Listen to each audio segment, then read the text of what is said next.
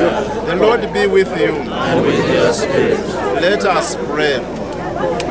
God who led the children of Israel through the sea and showed the way to the three magi by the guidance of a star, grant these pilgrims, we pray, a happy journey and peaceful days, so that with your holy angel as a guide, they may safely reach their destination to Namugongo and finally come to the heaven of everlasting salvation.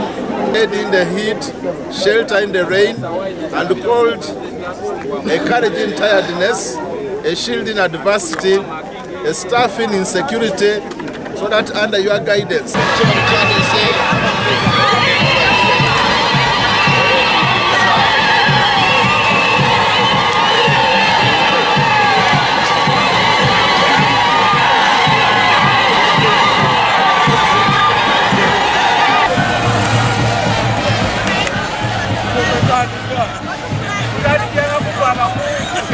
Mama